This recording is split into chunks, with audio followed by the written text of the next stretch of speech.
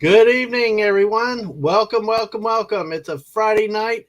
We have completed another football season, both college and pros.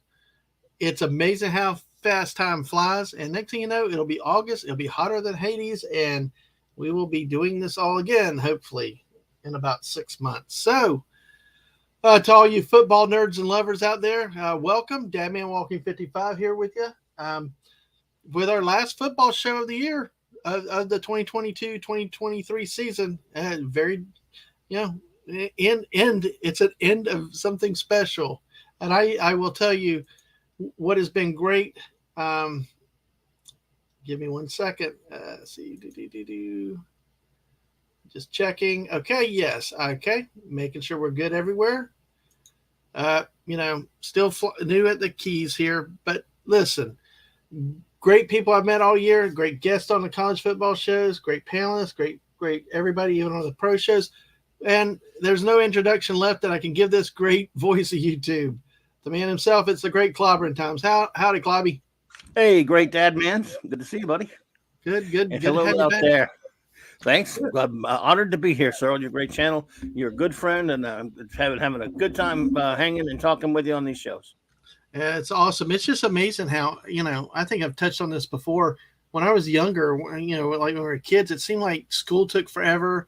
And the football season was over, and it seemed like it lasted forever to get to the next football season. But as I get older, it's like the days fly by faster than you want them to, In my days of when I was really in that 50 some odd years of deeply loving, everything, all things football, not just my own team, but the whole NFL in general, which I'm kind of out of now. Yet, I would after the last play of the Super Bowl, except for that one time when it was my team, I enjoyed everything until it was once that was over, I'd be like, oh man. I get the post Super Bowl blues now. In those days when the Pro Bowl was a week later, I extended it a little bit beyond that because the Pro Bowl let you go another week, even though it was a phony nothing of a game. It always let me at least, I'd watch it, kick back and relax. It would let me at least feel like Super Bowl season's going another week. But now, right after the Super Bowl, it's like, oh no, man, not till September. It's like, wow. Because unless you count August, but preseason football is another matter altogether. This can be annoying. So yeah, it's I don't know, not too. It's a bummer now, even though it's less effective on me. It's still I still felt it this time. I felt a little bit of that Super Bowl. Post Super Bowl blues. Yeah, I understand what you mean. And like you said, when the Pro Bowl was the week after, it was at least you had a bonus week. But right, it's a hard cutoff. So. Well, that's cool. Great story. But let's say hi to a few people we got out here right now. We got 6 watching. We got 3 chatting in our chat right now. But let's say hello to the great Brian Hepburn. Howdy, Brian. Brian, what's up, buddy? Well, welcome. He's been around. Thank you for being here. And the great Mrs. Dadman Walking. Hey, Mrs. Dadman. Yes. Who's the brains of the operation? Oh, actually, she's the brains and the legwork. The heart and the soul, all of it. Exactly. Can't do it without her. You get to hang around, but she's yeah. She keeps me around. She gets to buy Amazon, so it's good. Howdy and hello to Small Time Republic. Good to see you again tonight, man. You've been here off and on throughout all the football, college, and now the pros. And great to have you. And I believe Small Time Republic is my resident Auburn fan, so I got somebody to go against his War Eagles. War Eagles. So I think also you guys now with Hugh Freeze are going to have might have some fun seasons coming up. I'm envious of you as a Gator fan stuck on my side. But like he says, you got the XFL and USFL. If you need it, I might actually do some of that. Well, they last. There's no staying power. XFL is this next week or something? And then USFL is a few weeks. Look, I'm game. I watch those other leagues sometimes, but they never stick.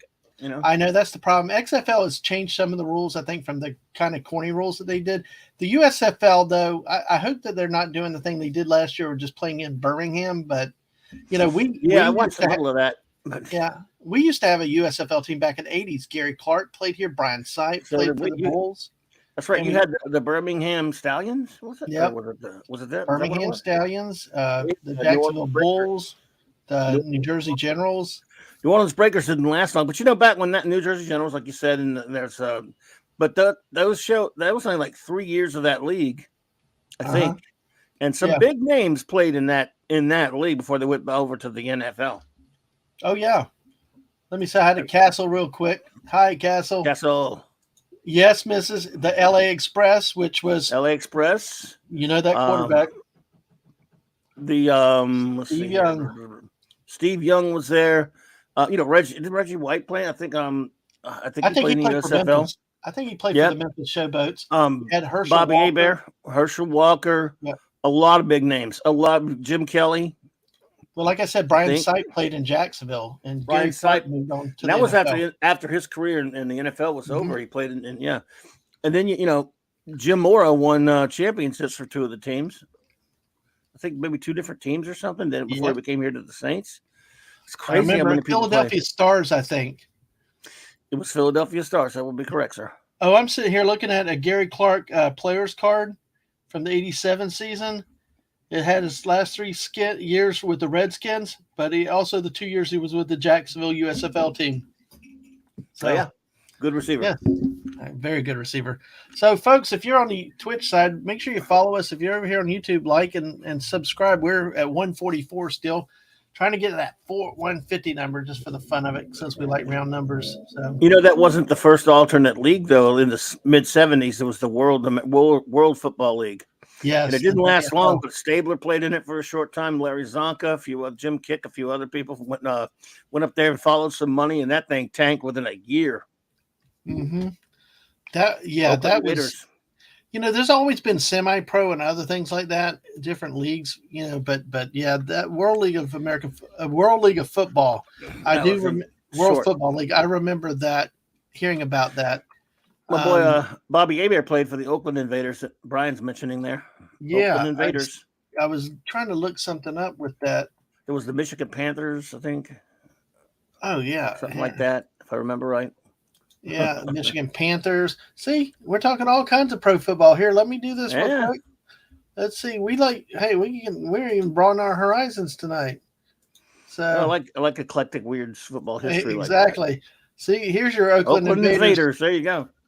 I remember. I knew it was kind of an odd looking color. Weird looking emblem for them. But it's like Invaders. I mean, that's almost like a Thor, a Zeus. Yeah, it looks thing. It's like a Zeus deal. I'm not sure what the hell they're thinking there. We had, like I was telling you, we had a team. The Cajun Cannon. That's right, small time pro. We had the New Orleans Breakers down here for a while. I remember the Lakers. They brought them back. Oh, they're in the new league. Yep. Oh, yep. These, spring league, and it folded before it came on. Jerry Glanville. That's right. That was that was crazy. Yeah, I mean, how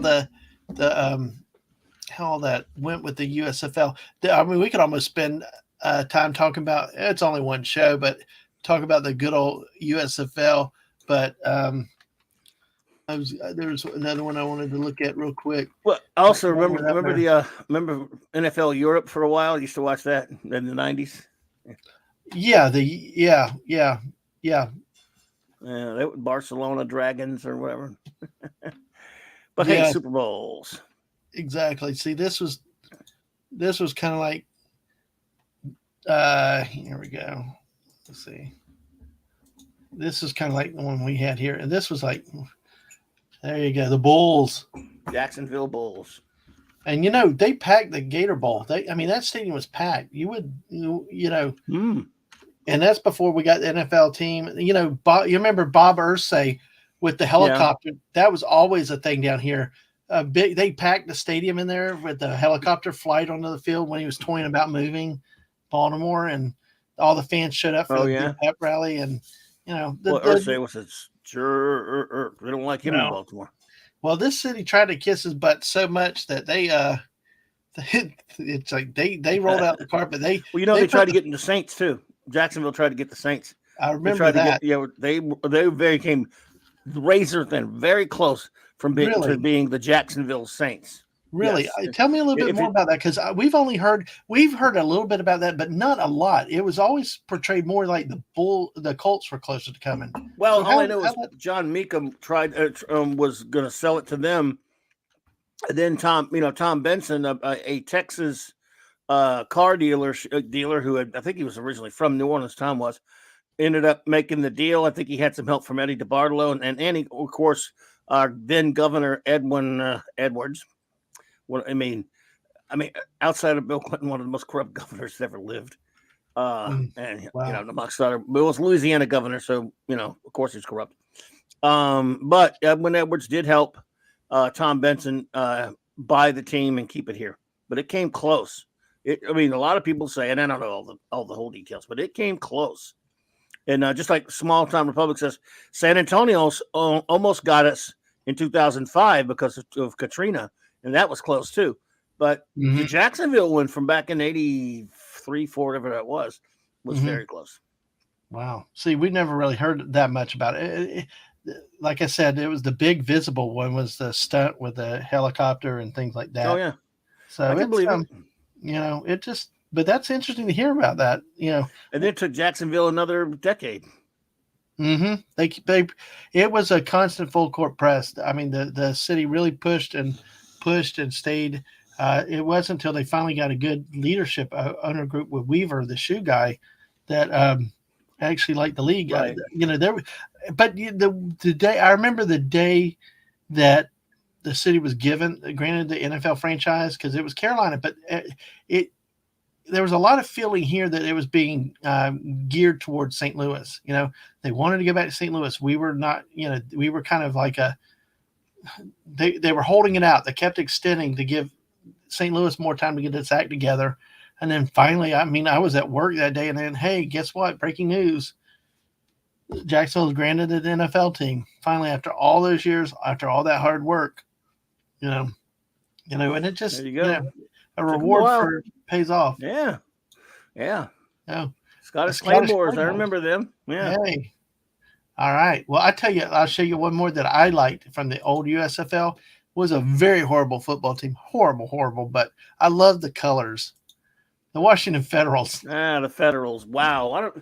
They didn't last like a year, maybe. They were so bad. They were so bad. Who would go watch them?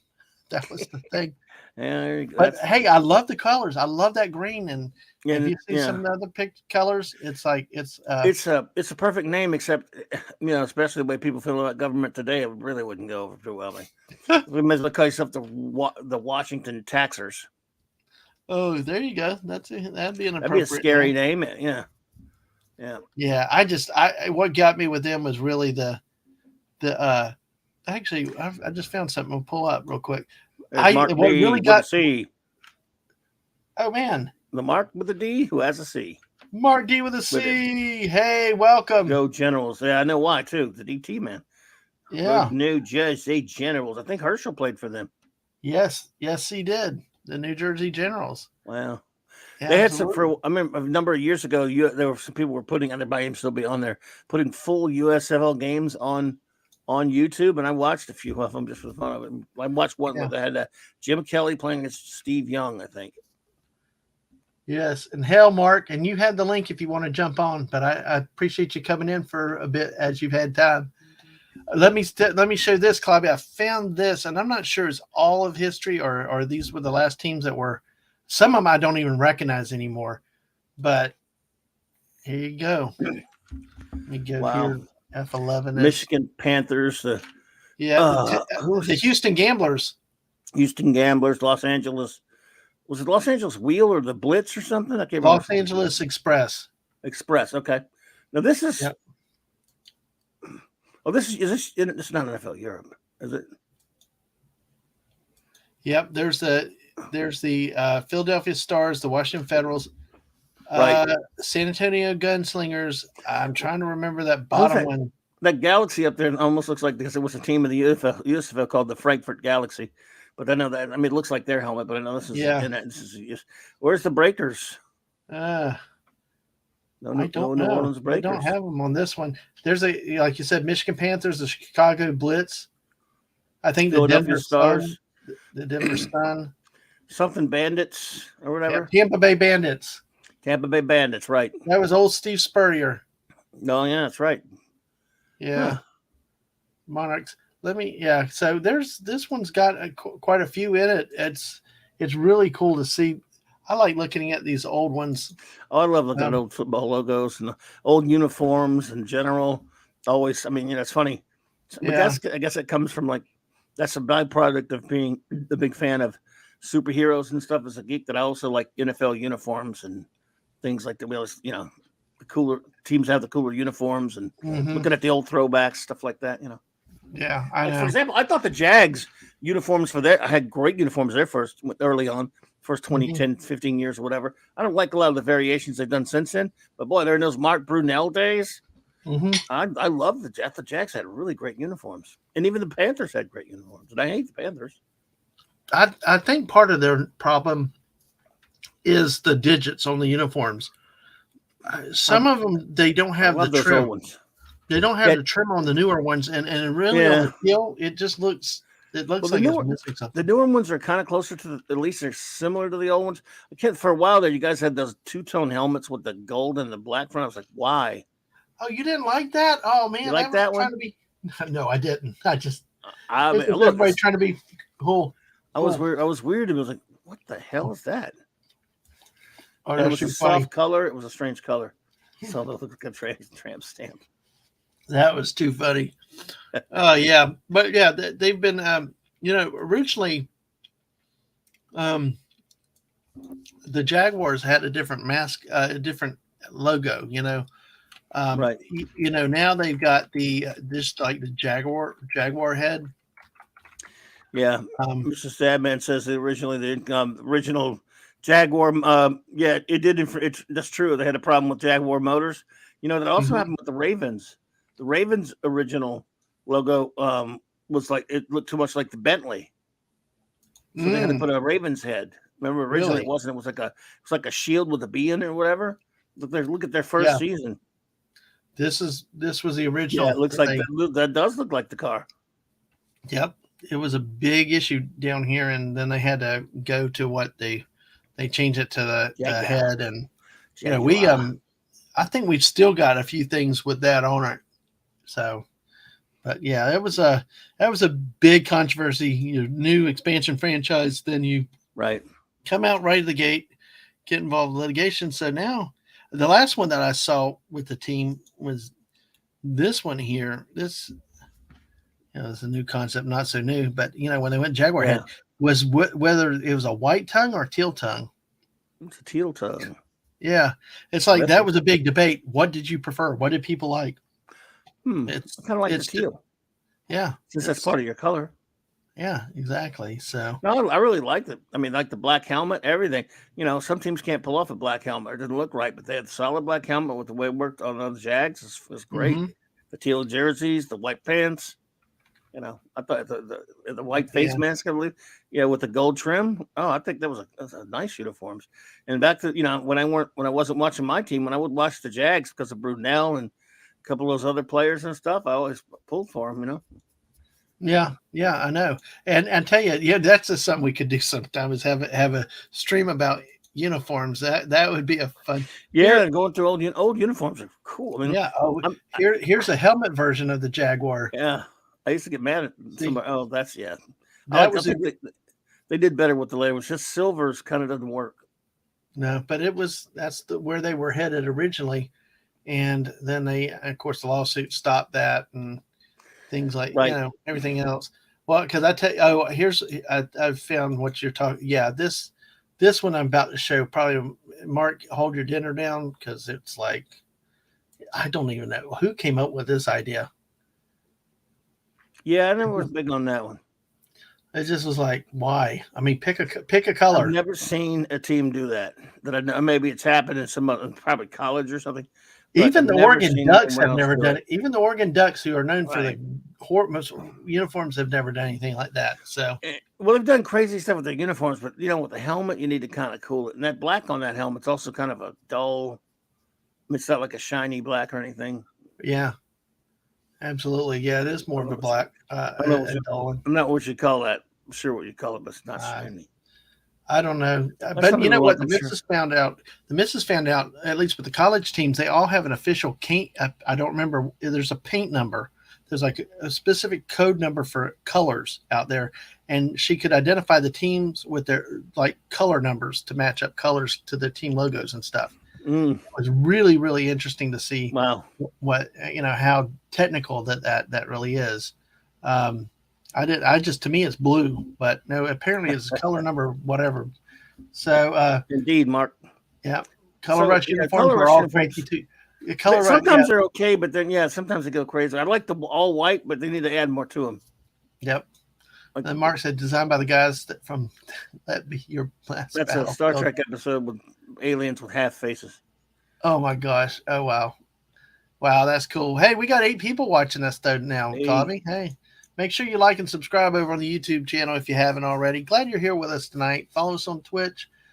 Just having fun talking. We're 20 minutes in. We'll have, we talked about maybe doing some random things from time to time, but we have to do more about the uniforms and stuff. Because I tell you, the one I hate the most was that Dallas Cowboy junk that they brought out for Thanksgiving Day games.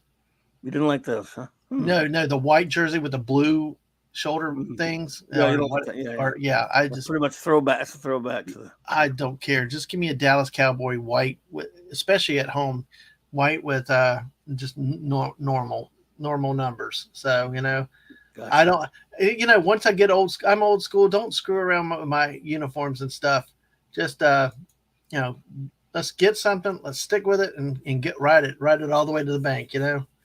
Quit changing it. So let's talk about what happened Sunday, shall we, Clobby? Did something happen Sunday? Yeah, something that actually had some kind of cool commercials this year. Oh, yes, a commercial. But y'all can go back and watch that. Mrs. Deadman and I talked about those on Wednesday night. Had a fun time. We actually experimented with some stuff, and I've not gotten dinged, so we may have done it right. Hey. Oh, okay. Hey, cool. But hey, it's just these commercials kind of added to this little football game between Kansas City and Philadelphia. So Kansas City ends up winning the game 38-35 and probably what I would consider one of the best Super Bowls that I've seen, definitely in a long time, possibly ever, that I've actually witnessed. There's some good ones like the wide right Buffalo game. There have been some other classic endings and was it Tennessee and Rams where tackled just before the goal line, half-yard short. Yep, half-yard short. But this one was good. But Clobby, what were your just some general opening thoughts on the game? Well, I thought there was a pretty interesting momentum shift there. Teams were I like that both teams came out of the box and scored, and it looked like we had a relatively even bit of a game. But then I started getting worried that the Eagles were going to. I mean, they were gashing the Chiefs on the run. Mm-hmm. And I thought they were building up a pretty good head of steam, a good momentum. And I was kind of concerned they were about to take a big lead when Jalen Hurts fumbled, which was uncharacteristic. From what I understand, he did not fumble in any of the other games in the postseason. This was his first postseason fumble, and it just slipped out of there. And I think the paint on the field, and they said some other factors because the team, both teams, at one point the Chiefs changed their cleats and the Eagles did not for a while. So the thing, for some reason, and by the way, NFL, there's no excuse for that field to be slippery. It's inside. It's been inside. I know although they do leave it outside, then they tractor it in, I guess, or they retract it or bring it back inside. So I don't understand, but you should know better. It's a Super Bowl. Get everything, get that out of there. It's just, damn, you're inside, for God's sake. Don't let the field be slick. But apparently it was. That was a bit of a problem because Jalen Hurts is not generally somebody, he gets hit a lot, but he was just back there and it slipped right out of his hands. They had one show, and I don't remember what they said or how many cleats were changed, but they showed a whole pile of them on the sideline. I think at halftime when the sideline reporter was talking about that, the Eagles started changing, and it was just insane. It's like, why make this is a problem with manicured fields? And we talked about old stadiums, bad fields and stuff before, but why does everything have to be brand new? To me, you need field, when you want to play a game like this, it's actually had some wear and tear on it a little bit. Not so pretty You've and had 2 manicured weeks. and stuff. You've had 2 weeks since the Super Bowl, for God's sake. That's no excuse for that. I don't understand it. Why they would have that happen? There was no call for it. But anyway, it's just something that was relatively uncharacteristic for Hurts. But I think that play, that fumble, which was returned for a touchdown by Kansas City, did give us something of a momentum switch that didn't shift it necessarily in KC's favor, but it shifted back to more of an equal footing type of a game. For the remainder of the game, it was very back and forth, which was interesting. I tend to think that the Eagles got away from the run a little bit. Like you said, Hurts threw for over 300 yards. I'm not so sure with his running abilities and your other running backs that it's not best. That when you do that, stretch the game as well. I'm not so sure that was necessarily a good idea for him to have to throw the ball that much, especially when you had a lead and you were building upon it. You should have possessed the ball. For a while there, they had a big. I think time of possession still went to the Eagles, didn't it? They don't have it in front of me. They did. We'll look at the stats in just a minute. But at one point, I know in the game they were showing that it was about a 10-minute differential. Big. It was right. It was in the first half. It was a huge differential. Right. So and so all in all, I just think that the one team here, when you have a team, because these were the two number one seeds, right? My philosophy on picking Super Bowls always has been and always will be, if the two teams are fairly evenly matched, two talented quarterbacks that can, especially mobile ones that can move, and down the line they're relatively either top-notch defenses. I always go with the team with the most experience to pull it out in a squeaker at the end, or to find a way to win a very tough game. In other words, if they're playing a team that's maybe just as talented or even more talented than they are, but they've been there a lot more, I'm always going to go, and that's why I picked the Chiefs. I'm not bragging about me. I'm just saying I always go with the team with experience. And the Chiefs have had, look at all the playoff experience they've had over the past few years, whereas the Eagles, they have a whole new coaching staff. It's been many years since they won that one. A number of years, or enough years anyway, to be relatively newer since they won that one with Nick Foles against Brady. So I just eventually, when it comes down to a last score win type of deal, or a team, a very close, tight knit game at the end of a game, I'm going to go with the experienced team every time. That doesn't mean they're always going to win. But in this one, I think that's what we saw. No, you did good. Yeah, your methodology worked. It's it could have gone the other way. Yeah, very close, very close. First half, it did look like it. I know the missus was. Yeah, I know the missus was thinking about giving up at one point because it was starting to look like it was going to go one way. But I'm same deal. I thought was at half. I was thinking, Eagles. But I wasn't sure. But you never know, man. Mahomes, don't count him out. No, they were lucky. The hit on the catch from Bryant was called incomplete after review, or the Eagles could have had two of them, and that guy would have been MVP instead of that defensive back. Got them both. Yeah. That was tricky. It was close, but I think I could understand him overturning it. See, I understood that one because he really had not really turned up field. It was so bang bang. Did he really have? It looked like he had 2 feet in control, but really, did he have it to possess it? There was another call that I didn't like that they overturned. I thought that Philadelphia. There was one on the sideline later that kind of killed one of the Eagle drives. But that it looked like to me, in full speed they called it a catch, but in review, especially after somebody did a timeout or dragged out, then they finally looked at it. It was like I thought it was a catch. I was surprised they overturned it, but but then there's the big one. Yeah. Then you got that big one, that DPI. Yep. What do you think with that one? Well, look, sometimes that's going to get called, sometimes it's not, because if the kid admitted that he did grab. Sometimes you get away with a grab, sometimes you don't. Super Bowl, all eyes are on it. Scrutiny's really on these refs. They get enough crap as it is. Yep. That's a damned if you do, damned if you don't situation for those refs. I'm not defending refs so much. I'm just saying he doesn't call it, and they get a touchdown out, and they end up getting a touchdown there or something like that. I mean, and they end up Let's say he doesn't call it. He's going to be yelled at by one side. He does call it. He gets yelled at by the other. He's going to get criticized no matter what. But there's enough grab there. I mean, he did have an arm around him too. I mean, well, it's like you said though. It was a stand-up guy to come out after the game and said, "Yeah, he did it." Because there was a lot of people get away with it. He wasn't super blatant, so he knew that. But instinctually did the grab on there, and so. But hey, it happens. It's part of the game, and that's one thing about it, because I do some officiating on the side of basketball, but it's like you always get people telling you like the ref shouldn't control the game, but even though there's like 3 seconds left in the game, if there's a foul, if there's I mean, there's still time on the clock. You got to call it if it's there, and that was one of those that it was a penalty, so they made the call on it. Yeah, that, and my point being that just because it's the end of the game doesn't mean you swallow the whistle. What I hate is when officials try to get too active at the end, like with every little hole. There are times when officials can be too involved in the game, but if there's something blatant, call it. Yeah, and again, the game may have turned on it to an extent, but also the Eagles still had a lot of chances that they missed. Yep. Chiefs just stepped up. I mean, neither team played horribly, and both teams played solid football. It just came when that happens. It's always going to be close. And it's going to come down to not so much who has the ball at the end, but it's part of it. But who can minimize their mistakes a little bit, all those cliches. And that's kind of what happened here. Chiefs, that experience, though, really carried them through, I think.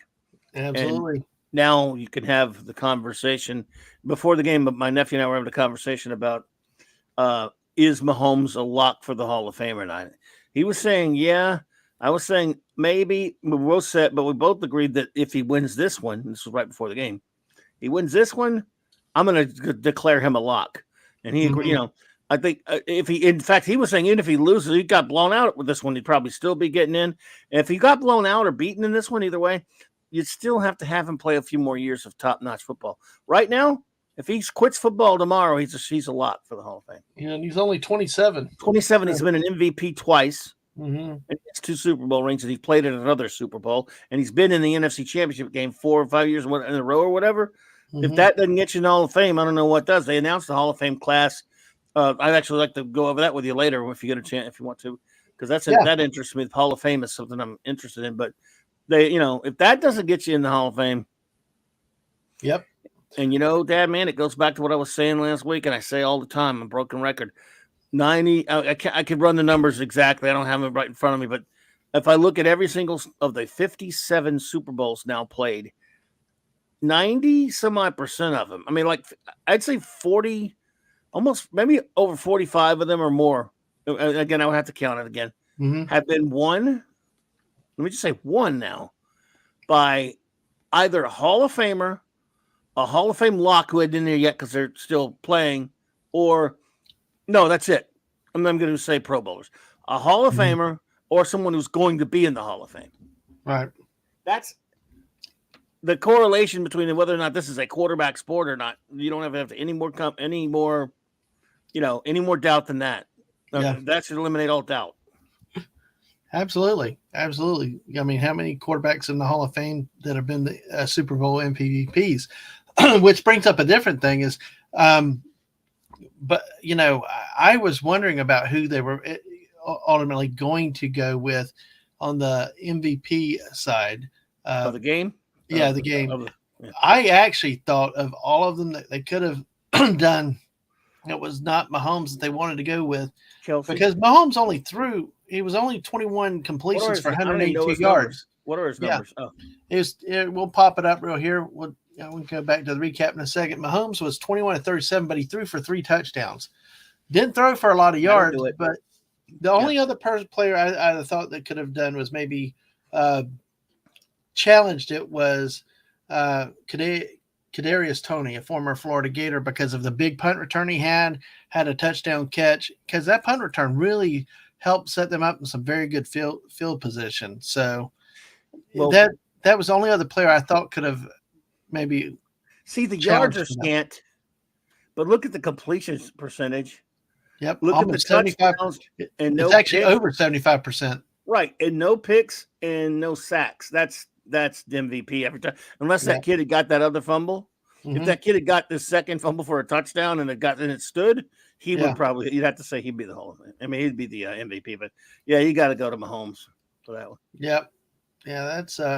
That I was mean, interesting. that's money Yeah. right there. That's To see that. So yeah, it's you can look at the numbers and see, the yardage was not as impressive to me, but like you said, the completion percentage and the number of touchdowns, and they didn't need to rack up 500 yards. They were just efficient when they had the ball, no, that's because right. they were talking about there were only 3 possessions in the second half, and the third quarter was almost over. Because both teams they were being more efficient than the Eagles. So, because we look back at how the scoring went here, start off with in the first quarter, Eagles Yeah, take the lead, a Hurts run, and like you said, it was really a great start. It was a prelude to a great game, because Kansas City came right back, with Mahomes on that drive hitting Kelsey for a touchdown pass. Then second quarter, Hurts hits AJ Brown which was kind of a weird looking catch. He kind of threw it to the empty spot. The defender wasn't there, and the guy managed to adjust on the ball to make the. I thought it was more of a receiver's catch than right. necessarily a great pass. Then, of course, the next play was the fumble return for a touchdown, which really, like you said, it kind of stemmed the tide a little bit, because you see the Eagles scored the next 10 points. They had a 24-14 lead at halftime. But imagine without that touchdown. Imagine if that was No, it's a different game. another field goal or touchdown on that drive. You've extended the lead, and it makes the hole deeper for the Chiefs to have to come back. Huge for sure. So then we go to the second half, and then, like you said, first drive out, Kansas City drives for a touchdown. Then the Eagles respond with a field goal, extend their lead. But then you have the pass to Kadarius Toney on a drive. Kansas City takes its first lead of the game. Then here's what I always tell my kids, or I always talk to the missus when I'm watching football, or even it could be basketball. Extend the lead. Just extend the lead. Get points. Keep extending that lead as the game goes on. And Kansas City did. I mean, Philadelphia didn't score, didn't get back, but Kansas City on the next drive went down, got another touchdown to go by 8, which was good, because then the Eagles came back, tied it up with a late touchdown. And then the final drive set up, with a 27-yard field goal with no I guess it was 8 seconds left. But yeah, so they had that weird kickoff. But of course, I think the thing is, you saw Hurts does not have a cannon of an arm on that Hail Mary, but who's going to throw the ball? There's only one player that I've seen throw a ball in the air. I don't understand that play. About 70 yards in the air, Clobby, in a real game, and it probably was closer to 75 yards. It was I can show you another time, but it was a Hail Mary. Tebow. No, it wasn't Tebow. It was actually another Gator quarterback Felipe Franks is. Felipe Franks. I don't know if you know the name. I know he was a backup for the Falcons in the last season or two against Tennessee. Drop back. He launched the ball from probably his own 35-yard line. Well, Mahomes could do it. Well, maybe so, but Hurts didn't have that kind of arm. You could see it there. No. But to see somebody, Cordell Stewart was one of those that could throw the ball forever like that. Hurts is hurt. I mean, Hurts' shoulder is hurt. So yeah, but well, that's true too with that. But yeah, I'm so hard on his quarterbacks, Clobby. I understand you. No, look. What I don't understand about that is he knew he couldn't, launch it all the way down. Yeah. So launch it halfway. Get one of your guys right there in that open middle of the field. Have a guy cheat to the middle of the field. Get it to him. And then let him run around and start throwing the ball all over the place and see what happens. Yeah. I mean, what the hell that was a wasted time. Yeah. But one thing I would ask you about that probably hasn't come up yet is all right, the Andy Reid strategy of playing for the field goal. I was holding that, Clobby. I was holding that. Oh, I didn't know. Well, go ahead and do what you got to do. I know. I was going to get right there to that with you, because it's a big thing. Well, let's do it. But to my point, though, with the quarterbacks, so there are rare arms that can throw the ball that far anyway. Like the one that I said was a game winner against Tennessee. It was just one of the most amazing throws I've ever seen. Okay. And Brian said Mahomes had that slow motion run after his hobble, and we almost scored. Well, that was scary. It was like Looney Tunes when they had to swing a bunch at the slow-mo pitch. When he went out limping, every Chiefs fan was like, oh, God. I'm sure they were. Yeah. Yeah, absolutely. I'm not even a Which, Chiefs fan, and I was like, oh man. well, let's look at the numbers real quick on both sides. Like you said, Mahomes was over 75% with 3 touchdowns. Isaiah Pacheco ran for 76 yards, had a touchdown for the Chief. Kelsey, another big game with 6 catches and a touchdown. Philadelphia was out of, usually the last few weeks they've been running the ball more, and they ran the ball effectively. I think to your point earlier was they were running so well in the first half, and then it got over 100 yards rushing. But then, I mean, you got Hurts throwing for over 300 yards this game, which They was were very gashing. They were gashing the Chiefs. they were gashing them, and then it's changed because the playoff games that they've won so far have been balanced or more run dominant. So, yeah.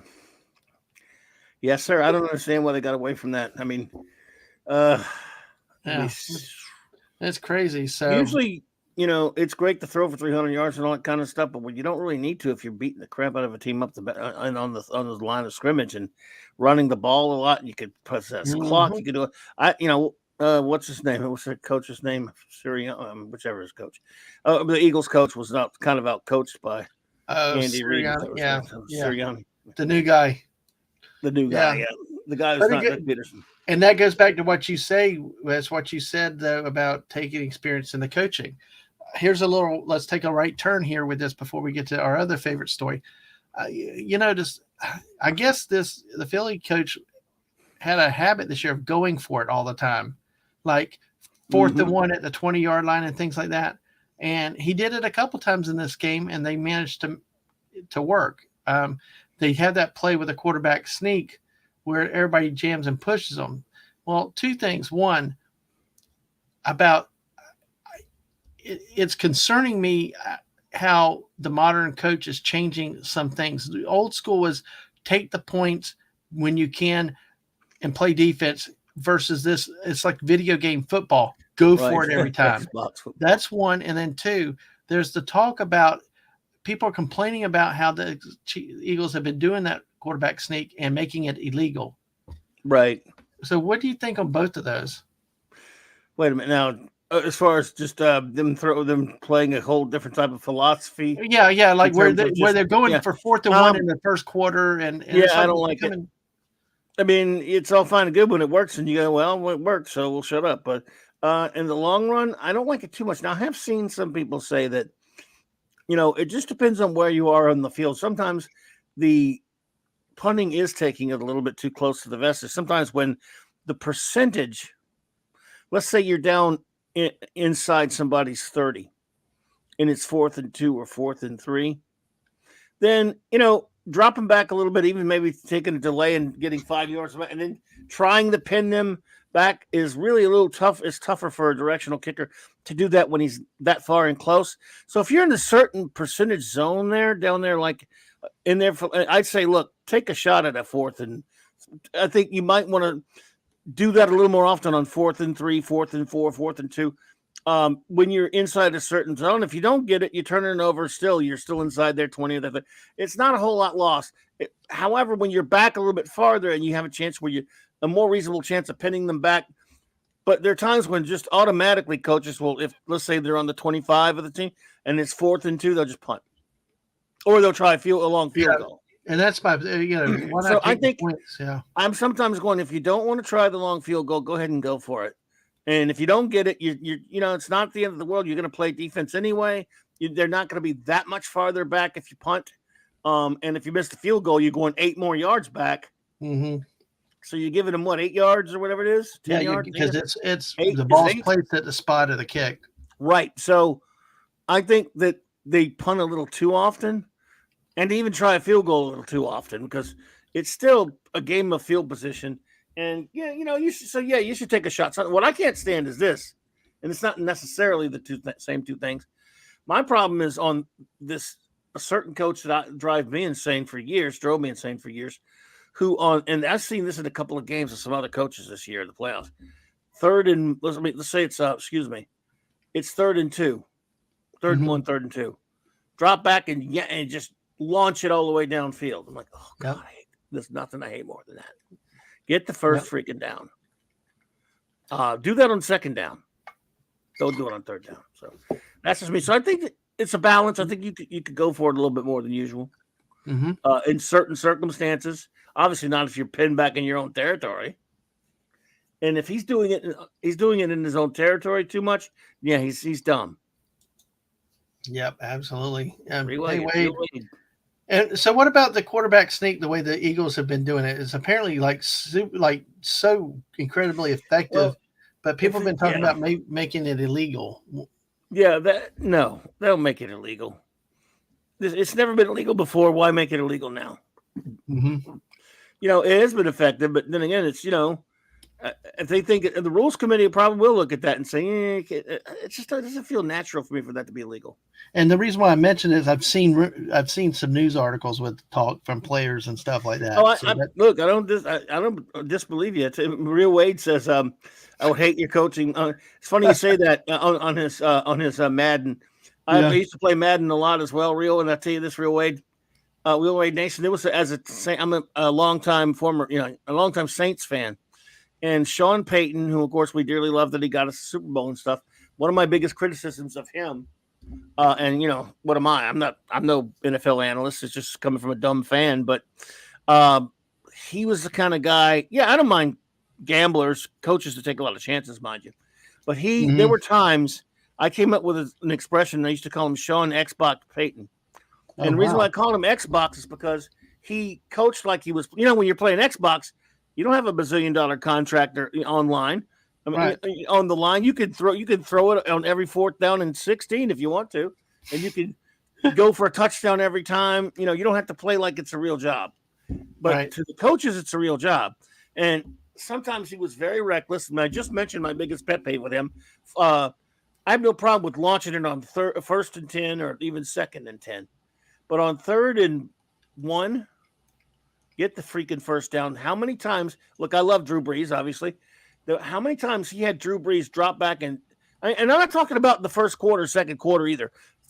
Deep third quarter, they're trailing, or even in the fourth quarter when they're behind. He'd have Drew once in a while. He would let Drews on 3rd and 2, or 3rd and 1 drop back and throw it all the way down the field. And it became so predictable. Maybe the first couple once in a while you try it, but years into his career, he was still doing it. And then was like, it's 3rd and 2, get some guys back there. He's liable to launch that sucker. It's like just don't.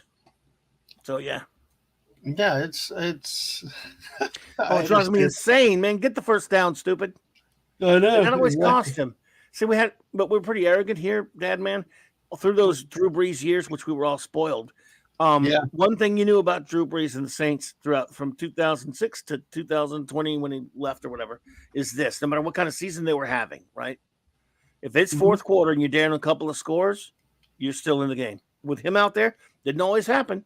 But with number 9 out there, if it were 2 scores, even a 3-score game going into the fourth quarter, you knew you had a shot. If it's 2 minutes or 4 minutes left and you're down 17 points or 14 points, with number 9 out there, you knew you were alive. You were in the game. Yeah. And that's something all fans don't get. Only fans of teams that have a Brady or a Breeze and a Rodgers or a Manning or a Staubach or a Bradshaw or a Montana, or those guys, or a Tarkington. Only fans lucky enough to be a fan base that has that. Right. Go into the fourth quarter way behind. Like you're not playing, your team played like crap the whole game. And even in the fourth quarter, if you just got a little bit of time and you got that quarterback, you never know. You could probably make it. Exactly. You have that special quarterback. It's just something. And yeah, Clobby is on Twitter. Yep. Yes, sir. Do you care if I put your Twitter link out there? Not Clobby? A problem. Go for it. All right, I'll put the link there, and we'll say hi to Steve Mitchum too. Hey, buddy, what's up, man? Maddie's daddy, kick a touchdown. Kick a touchdown, he says. Go local sports team, kick a touchdown. They used to have Staubach. It was a real gas guzzler. Staubach. See, mine growing up obviously was Staubach. That's what he said. Well, yeah, Staubach. Roger Staubach. They called him Captain America for a reason. Dude, he pulled a game out of anything. It was just so good to have that. I think before Elway came along, he had the most comebacks of a quarterback, and then it was Elway. I don't know who it is now, but I can't remember. But yeah, I don't doubt that. That's pretty true. follow up the thought about the trying to make that sneak play illegal? I mean, it sounds like you're not a Yeah, fan of I making it don't. illegal. I don't think it. Leave it alone. Yeah, Let exactly. them make their sneaks if they want. If they want to get their quarterback's head knocked in, let them Yep. do it. It's part of the game. I agree. We got 9 people watching on Twitch and YouTube. Make sure you follow us on the Twitch side and hey, subscribe over here on the YouTube side. We're 6 away from 150, so I'd like to get there soon. So it's it's good. Great to have y'all here on a Friday night for our last football show of the season. But Clobby, all right, enough drama with it. You previewed it. I've kind of alluded to it, but that play at the end. Are you talking about the play for the touchdown? Play for the field goal? Yep. Play for the field goal. Well, certainly they won.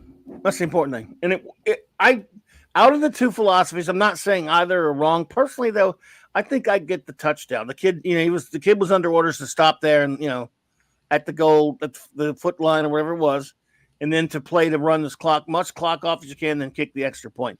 In my opinion, out of the two, but look, they both work sometimes. I don't know which one of the higher percentages. One of those next gen stats can probably tell me I'm full of crap. I don't know. I'm liking getting the touchdown more, and I'll tell you why. It leaves a lot. Getting it and make sure you get the extra point. Naturally, you're in trouble. But let's just say, let's go ahead and give them the touchdown and the extra point right there. Right.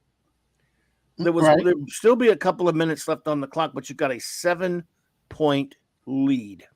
Mm-hmm. It changes the psychological structure of the game because now a couple of things are needed for the Eagles, who with a couple of minutes and a couple of timeouts. They have plenty. You say, they have plenty of time. They do. But they have to go 75 yards because if it's a touch, the kick's a touchback, I presume it will be. Let's presume it will be, right? Mm-hmm. You got to get in the end zone and kick an extra point. And that's going to take time. You got a lot of time to do it, but also they're taking the risk. They got to take a lot of risky plays. They're going to be moving the ball, burning up clock, taking risks every time every time they take a shot or to move the ball, they're taking a risk with the football, right? Mm-hmm. And if they turn it over, it's over. Right. The game's over if they turn it over. Yep. They've got to be extra careful. So psychologically it affects them. Then they've got to get that touchdown, and you can play a kind of defense that will make them waste time doing it. Mm-hmm. But let's just say for sake of argument, they do it. They get it, and then they get the extra point. You still haven't lost because it's now a tie game. Now you go to overtime. Right. So at the worst case scenario, you get the game tied up. Then you're going to get the ball with maybe a little bit of time, but you can just you might even get the ball with enough time to go back and get a field goal then. Mm-hmm. But either way, you're still alive, as opposed to you go to kick a field goal and it gets blocked. And it gets run back for a touchdown. You go and kick a field goal, and it's a chip shot, but he still misses it. You go and kick the field goal, but let's say you do make it, which they did, and there's only a few seconds on the clock. True, they still let's say they get that. Let's say Jalen Hurts does something a lot smarter. Oh, by the way, they squib kicked it. That was stupid. Yeah, that was stupid too. Why are you doing the squib kick? Yep. Kick it out of the freaking end zone. You've been doing it all day. Yeah. So the squib kick. That was dangerous. Someone could have run that sucker back. Yeah, I agree. They could have run it back 40-something yards before they got stopped. That was absolutely asinine to skill kick that football. They might have been better off with Hurts' arm to just go ahead and try to run it back instead of slowly. But unless it was an accident, Andy Reid, that was a bad decision. Yeah. I like what Steve said here. My kind of theory on it is like a point in the hand is worth 2 in the end zone. I love the play on that because you're right. Take the guaranteed points, get them on the board, and you know what you've got, not this waiting. The first time I've ever saw this thing happen was the Jaguars did it years ago at the New York Jets, and they did. Maurice Jones-Drew did the same thing of stopping and kneeing, and they run it out, kick field goal.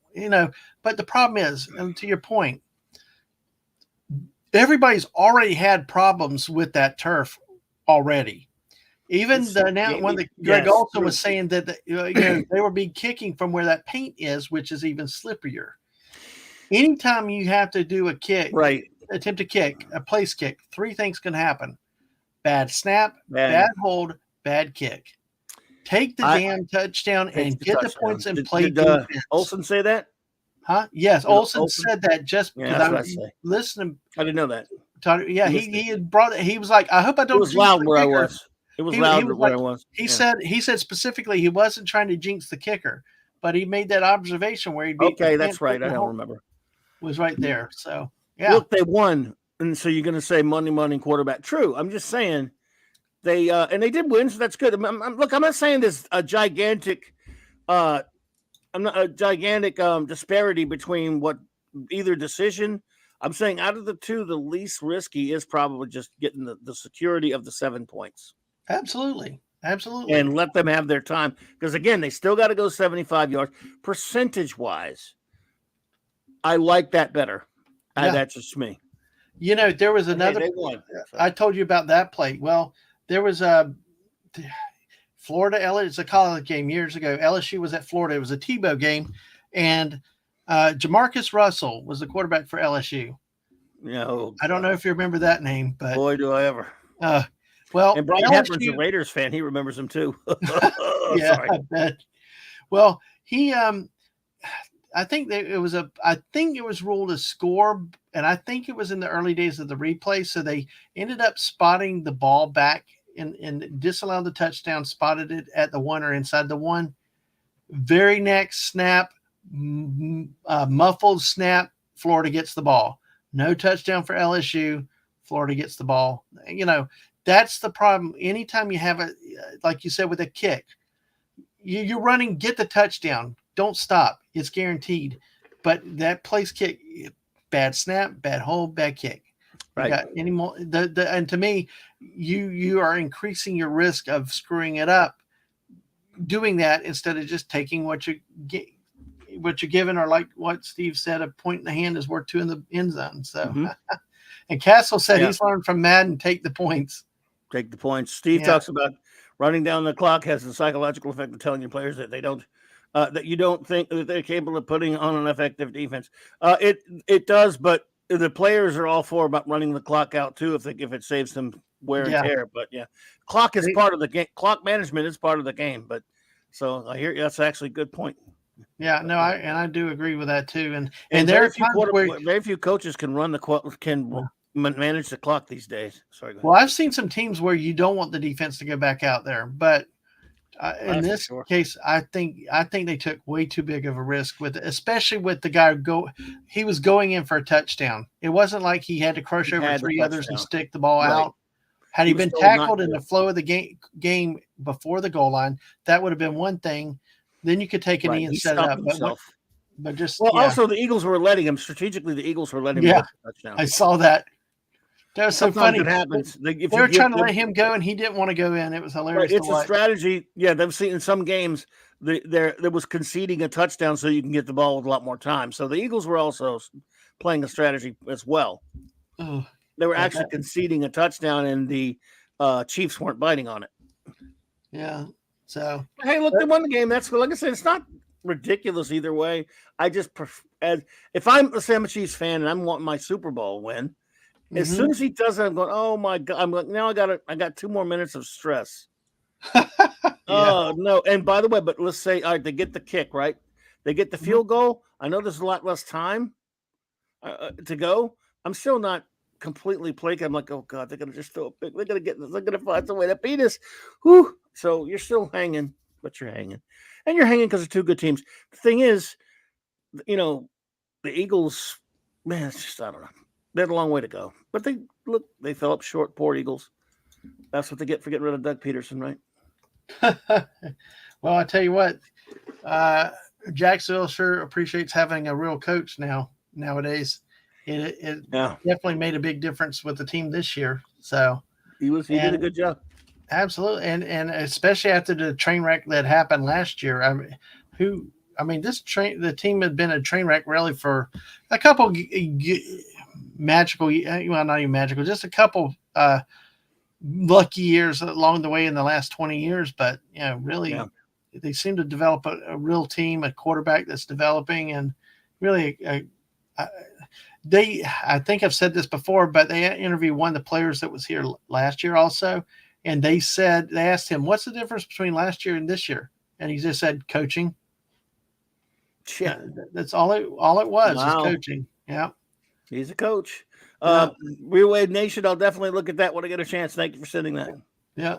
Let's see. And Maddie's daddy. Thank you we'll have and we'll be seeing you around, Steve.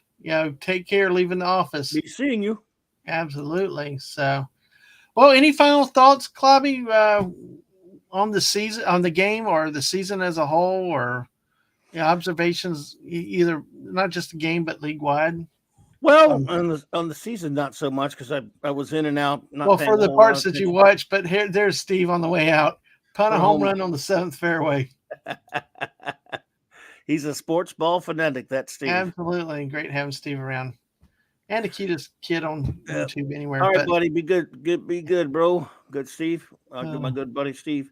Absolutely. So on the season, not so much. Like I said, I'm kind of checked out now, but it's fun to go back and at least follow during the playoffs. I don't follow much of the preseason. I glance at it here and I mean, more this year than I did last year. So who knows? But am I back completely as a fan like I used to be?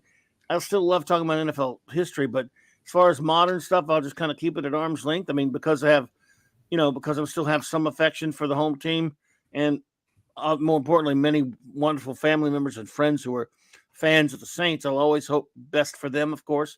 And I hope they, I always hope they get better, and I'll always, be proud of what they do well. But as far as my fandom and love of the league and that and stuff, it'll never be what it used to be a couple of years back. But I'm back to at least enjoying it a little bit here and there. I enjoy it during I've always been such a fan of playoffs time that I'll still, looks like I'll still, enjoy that a little bit, which I did this year. And you helped me enjoy that by us being able to come and talk about it here a little bit. And I'll still always have a place in my heart for the Super Bowl and Super Bowl history and stuff. So, and come and talking to you about that has been fun. So it was a pretty good game, I thought, on balance.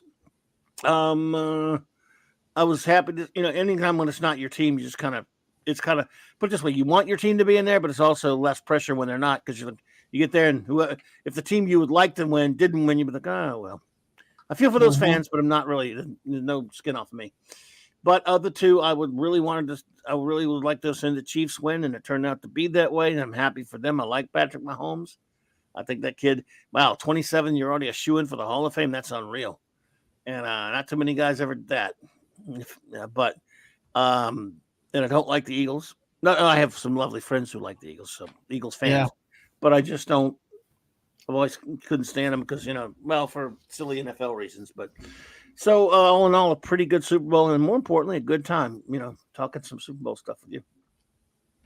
Absolutely. And it's been a blast. Thank you for agreeing to do this. And you came on one of the college football shows too. We started there. I did. We talked some more about the pros coming down the home stretch. And, I tell you, it made the end of the football season a lot of fun, and having somebody to talk about with it. And, in a few weeks, it was quite a lot of stuff. The Jaguars rallied against the Chargers. We saw before that, we saw the playoff possibilities that were blowing your mind. You almost checked out on there so many different possibilities in a coin flip. It was terrible. The whole thing of, San Francisco playing a championship game without a quarterback in the second half. And, it was weird one. It's been a good season. The Cowboys continue to stink in the that's always fun. We got one good game this year, but then they tank. Did you? Speaking of with this game, before the game, they gave the Walter Payton Man of the Year award, and Dak Prescott got it. So the Cowboys won something, but he finally got something. I guess he must be crazy. He must be a nice fellow. Yeah, I know. Well, like everything, they still boot him. They're Arizona. I know they don't like the Cowboys for years. They boot him. They boot him. Forgetting the freaking Walter Payton. Well, that's not too classy. I mean, the guy. I mean, that's about humanity. And if he did a lot of good stuff, I know that's what's crazy. Well, all those years, before all this realignments that happened, the Cardinals, and I don't remember. I remember the old NFC East where the St. Louis Cardinals were in with the Cowboys, so there was some rivalry then. I can't remember if they actually stayed in the East long time ago when they went into when they moved to Arizona, or if they got moved around. But that could be. I think people just hate. There's nothing to do with that old rivalry. It's too old. People just hate the Cowboys. America's team ain't America's team because outside of Dallas, everybody hates them. Not everybody. There are probably some people who just became fans, but that America's team business, no, that was done by freaking. It wasn't even Tom Landry's damn fault. That was NFL Films that started that crap. I love NFL Films, but that was actually Tex Schramm who started that crap too. The owner of the Cowboys at the time. So in other words, it wasn't really Tom Landry's fault, but at that time, you see, because of the star, because of the squeaky clean, wholesome image, they kind of were, in the sense that a lot of people, look, I was a kid. Yes, I was a Saints fan because I was in New Orleans, but the Saints, like I always told you back then when I was a kid, they were out of it by October most of the time.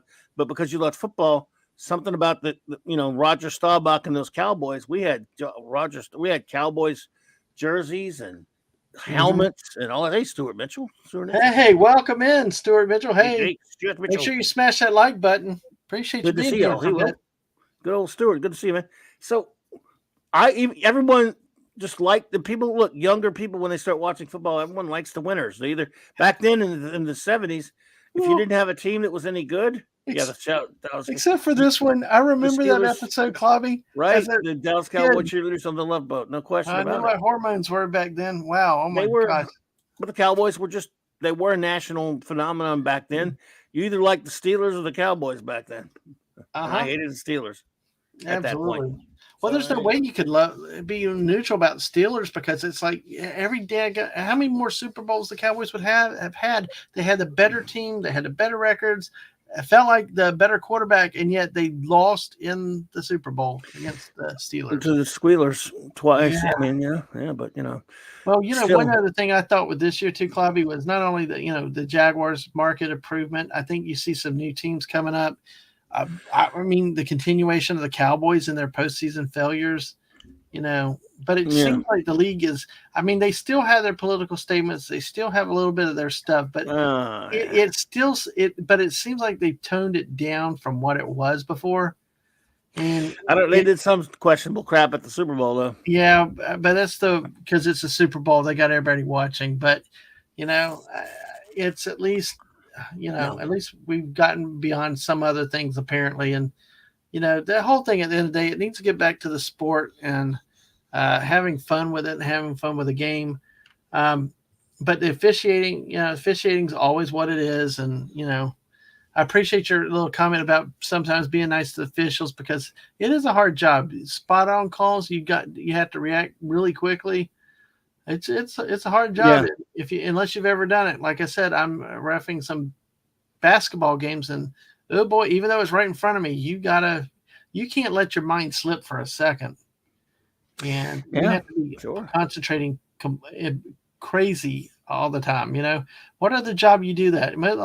Well, I mean, there's some trade jobs that you better not lose your attention, but you got a desk job, it's like, you can afford to just doze off a second, but anything that splits second like that, you can't miss a beat with it. And it's harder than it looks. Angles tell you a lot. You could be sitting at one angle, but somebody standing right there sees it right. That's right there, and it's going to look like something it wasn't. But that's my little promo for yay. Be nice to the refs a little. Be nice to the refs. Absolutely. There you go. So Pro Football Hall of Fame. Did you want to take a couple minutes to talk about that? We don't have to. I'm just saying. I remember that. No, I got a few minutes. I got time. If you would like to, let's go ahead and talk about it. It's up to you. It's no big either way, but we can. Just a few minutes. I'd love to. Go ahead. Well, you want to share it, or you want to? You go ahead and share it. Yeah. Do you have it up? I'll bring it up. I think so. Yeah. There we go. Yeah, I do. Let's see. Because you've been talking about this for a while too. So I'm a big fan of the Hall of Fame stuff, and no one really cares about that stuff. But I would comment on the class. Yeah. The new class of Hall of Fame there. There we go. Let's see. Is that the right place? Yeah, there we go. Okay. All right. Wow. Now I'm just they're not loading quick. I'll just comment on them. Pictures aren't loading. Well, all right. I don't know how much of these players anyone even knows or cares about, but Rondy Barber. Okay, I'll agree with that one. That's a fair one there. I mean, he I think he deserves it. I'm going to say yes on him.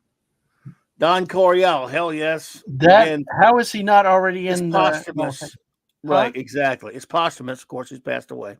It's like, why? I mean, he was one of the leading fathers of the forward pass and the coming out, modernizing the game to actually air it out. Eric Coryell. Absolutely. So he belongs there. Chuck Halley, yes. The only player ever to be MVP of a Super Bowl on the losing side. Dallas Cowboys. Now, Joe Klecko was a very good football. I mean, okay. I'm gonna go. I'm glad, I guess, because he's one of the old timers. Here's my problem: Darrelle Revis, though. Yeah. I mean, he does have 29 interceptions, but I don't know. Yeah. I'm kind of either way. Sometimes it's the Hall of Very Good. Ken Riley, yes, because he's underrated and it comes from a time when no one paid any attention to him. And he came out of Florida A&M or somewhere up in there, as it says. Over in Tallahassee. Yeah, I mean, the guy had a pretty damn good career, 15 seasons, but he did pass. Yeah. But so, okay, it's okay. At least now, Joe Thomas, man, you don't get too many great linemen. Certainly, they get in there. So I think that's okay too. Joe Thomas was a good football. Is he Hall of Fame? I guess I'm going to go and say, well, he's in there. So what does he care? Well, I think, right? He allowed a total of 30 sacks over his career. He was first All-Pro in 6 seasons. That's pretty good. All right. Look, I'm sorry, Zach Thomas. Yeah. All-Pro 5 times. That's a lot. Yeah. But again, I'm kind of up and down on it. He's a really good football player. None of them are bad, but they're all good football players. All right, DeMarcus Ware, though? 12 seasons? Okay. I'm kind of either way on it. He twice led the league in sacks. So yeah, I mean, it's really good. Okay, look, I don't know. All right. Was there anyone else in there? Let's see. Nope. So that's your list there, I think. Oh, no, that's all of them. I think so. Okay, wow. Yeah, here's my problem. Not that any of these guys are on there. It's who's still not on there that aggravates me. Jim Marshall's still not on there. Right. And if I went looking, there's some other people on there that still should be. This should be there already. Roger Craig's not on there. Oh, why is Roger Craig not in the Hall of Fame? Jerry Rice is. Why not? Yeah, I mean, a great running back. Jerry Rice, of course. Yeah, I mean, but you got Montana and Rice, but Roger Craig did a lot of the work too. Yeah. Anyway, congrats to all those gentlemen. But Don Coryell though. About time. That really shocks me, because I mean he Eric Coryell, about time revolutionized the game. I just because he didn't win a Super Bowl. I mean, I don't know. Yeah. It's amazing the criteria they use sometimes, who they put in, who they keep out. Hell, I mean, Bill Walsh worked for him for a while. Wow. Yep, but like you said, to the Hall. There you go. Good. There's some good ones though. Oh, but look, they're all. I mean, it's not like to put any bad football players in there. No. Oh, wait a minute. Weren't there a couple of others, or did he get picked yet? Didn't Jaron Allen get in there? I don't know. I think those were all for this class. I think some missed out. That's right. They announced these, but Jerry Allen keeps getting nominated. I'm like, okay. Well, that was like Tony Baselli, the Jaguars left tackle. Made it. Was it last year or whatever? Yeah, he finally got in last year, but everybody was trying to get him in, and it's like, they took forever on Sam Mills. Yeah, Sam Mills was dominant. I'm like, that was a surprise that it took him that long. Yeah, posthumously, of course. Yeah.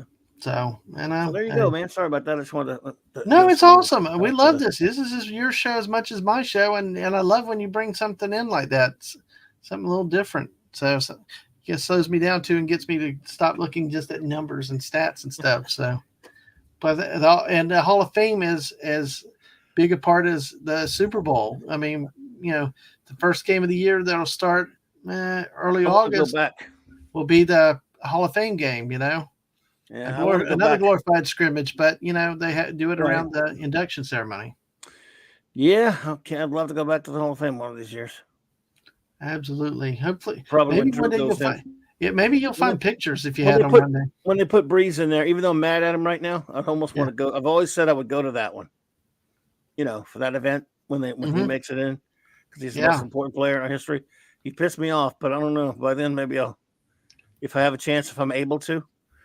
Because the one time I got to go visit the Hall of Fame, which was on my bucket list if I ever had one, it Hmm. was great because it was like there was nobody there. It was at a time of year, it was in the middle of the day, and I had a whole place to myself almost. But during one of That'd be those awesome. ceremony, like one of those ceremonies, that didn't give you the case. Hmm.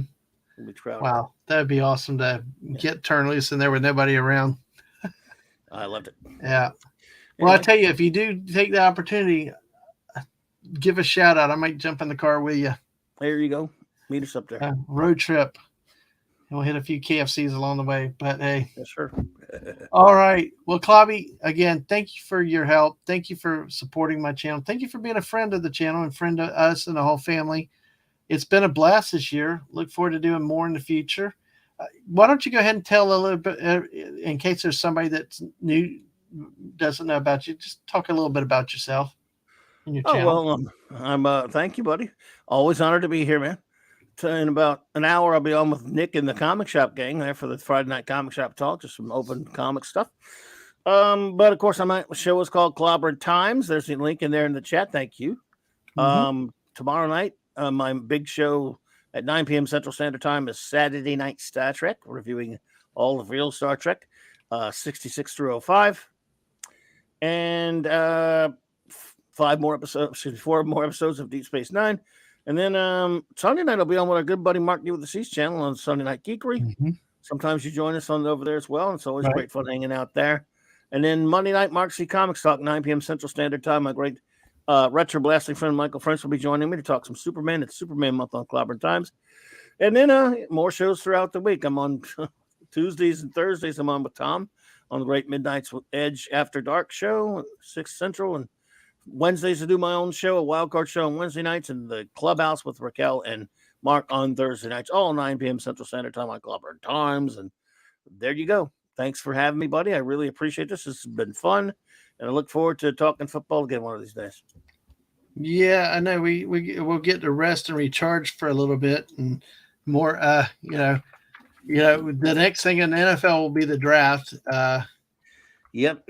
Yeah, and things like that. I'm not really much of a draft nerd though with that, but it's a big thing, folks. So time will come and that'll be the next big thing. I think free agency, then the draft, and it's all in cycles, uh, and how it goes. And then training camp will come in July, and things like that. And let's see. Let's see. Yeah, I'm putting Mark D with a C's chat in here, YouTube link in here. This is our buddy Mark D with a C that Claudia referenced about the Geekery show, 10 o'clock on Sunday night. I double checked with Mark this week, Claudia. We are doing late night Fortnite tonight at around 12:30 Eastern. So if you're still up, join us and for some late night destruction and chaos. So it's always a fun time. With my channel, let me see now. Claudia, what's fun with this is multitasking, and it's always dangerous when you start multitasking. So, because it's like, do I hit the right buttons, or do I take myself off stream? So, it's funny to watch. And Claudia, about your channel and the people out there looking for you, make sure it's Clobberin Times with the thing in the avatar, because I found Clobberin Time. I found Clobberin Times. I mean, there's like so many close to that name, but if you find the thing, then you found the real thing, the real Clobby. So, and thanks again. It's been a blast. I look forward to more Clobby. Well, thank you so much, man. Absolutely. So, what's coming up next, guys? There'll be a lot of more gaming streams come up for a little bit as the month ends. There will be Sunday. I may do a show and tell in the afternoon that I usually do something on third Sundays. So we'll see. I'll watch for Twitter. But what I wanted to really roll out was, if you like college basketball, we're rolling out a new show starting the 27th on a Monday. We'll call them Monday Madness with Dadman and Whoopa Troopa. My guest will be the great Whoopa Troopa, who knows a lot of sports, comes on. He's from the Big 12 country in the Midwest. And we're going to come to talk some college basketball for a few weeks leading into the conference tournaments and then ultimately the NCAA March Madness Field of 68, I guess is what it is now. So if you like basketball, come join us for that. And we'll have something fun. That'll be something that's coming up. But for everything, as always, keep up with me on Twitter. Dadman Walking 55. You'll get streaming schedules, streaming updates. Go back, watch some of the old shows, and I've said this repeatedly before, especially the earlier college football shows. Go watch the parts with the guests, hear their stories, and talk about their things with football and things like that. And there's a lot of memories. There's some personal memories of people and their families doing stuff together, or the kids playing. Just a lot of great stuff that's in those. Go watch those. Also, check out some of our Detour to Dadmans with Mrs. Dadman. Just there's a lot of stuff out there, even if you're not a sports ball fan, for you to like and enjoy. We're also on the Twitch side too. Follow us over there if you haven't already. So, with that said, for 8 people watching us still right now, thank you for everyone that has come through the chat. Thank you those that have lurked. You're appreciated like you would not believe. Share out the links, share out the channel. Let's get to 150. We're close, really close now. And, but above all, thank you for being here. Hopefully your day's been made a little bit brighter. You've gotten some laughs or some smiles and, at the end of the day, and just, the best of all to you. And thanks for being here. All right. Good night. All. Bye. Good night, everybody.